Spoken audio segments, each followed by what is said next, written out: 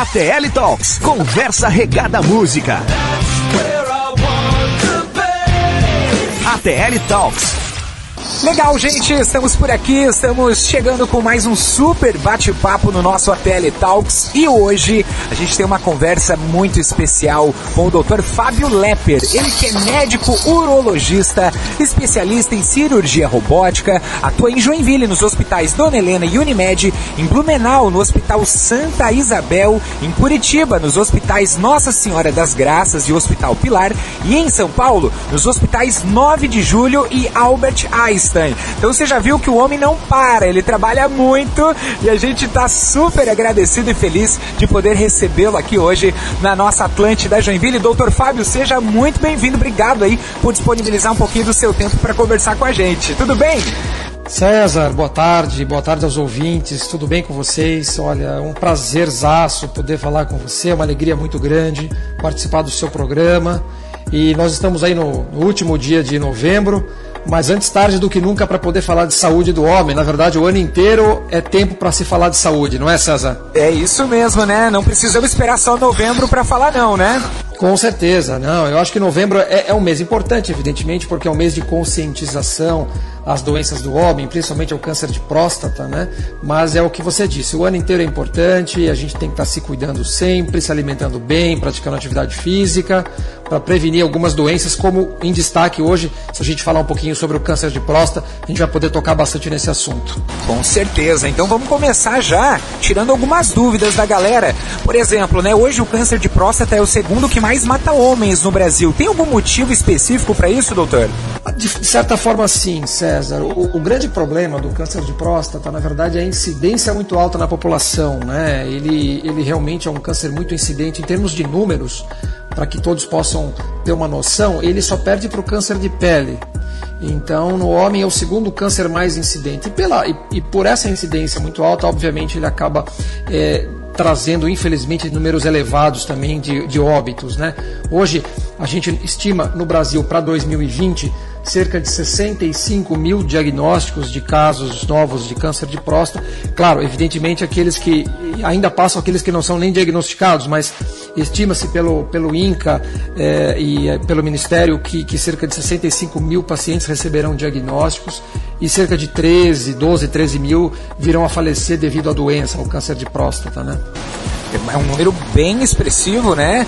E eu queria até te perguntar o seguinte, né? Se é fácil de detectar, de identificar o câncer de próstata já no início, ou se ele é mais silencioso, ele chega devagar e até isso seria um dos motivos para muita gente não saber que está com câncer, né? Mas, é claro, perfeita pergunta, César, excelente.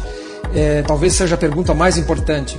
Você falou do número, a incidência, só puxando um último dado em termos de casuísticas, a incidência é tão alta que a cada 6 homens, um vai receber o diagnóstico.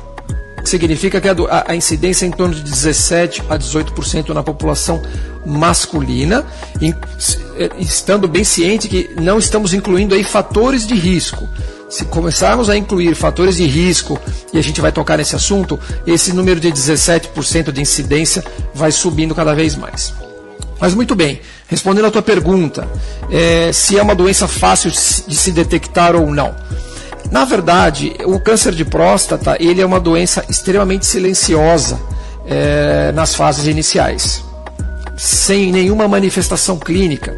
E isso acaba confundindo muito os pacientes que nos procuram, porque alguns pacientes mais velhos, que eu digo acima de 60 anos de idade, né, que já começam a apresentar sintomas urinários, decorrentes muitas vezes de uma próstata aumentada, enfim, eles acabam confundindo e acreditando que aqueles sintomas, que na maioria das vezes são benignos, possam estar relacionados com câncer. E na maioria das vezes não é o que acontece, porque ele é silencioso, ele vai espreitando aos poucos e a gente começa a perceber sinais de que o paciente possa estar com câncer de próstata, porque o paciente vem rotineiramente no consultório e os exames de PSA começam a se alterar.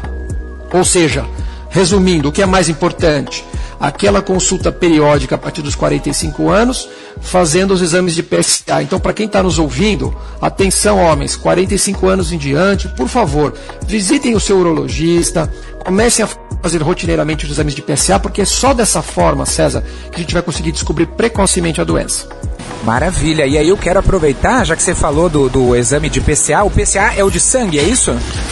Perfeito, o PSA, que significa da sigla em inglês antígeno prostático específico, ele é um exame de sangue, simples de se colher, não precisa nem ser coletado em jejum, é uma simples coleta sanguínea, e ele, na verdade, ele não nos dá o diagnóstico da doença. Essa é uma outra dúvida que muitos nos questionam.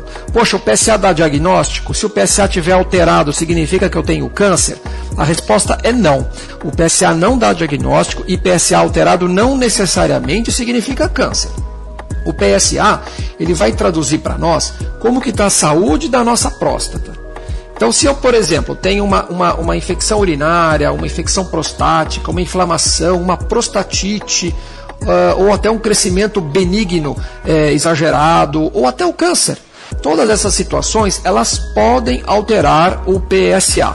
É claro que cabe a expertise do médico que ali está, avaliando aquele doente, ano a ano, vendo os exames de PSA ano a ano, é que ele vai levantar a suspeita de que ele possa estar desenvolvendo um tumor.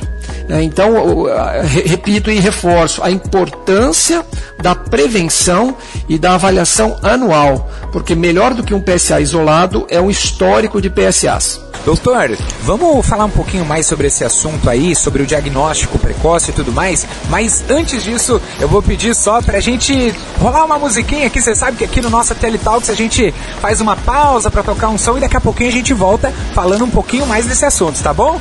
Vambora, César. Vamos nessa então. Na Atlântida, ATL Talks.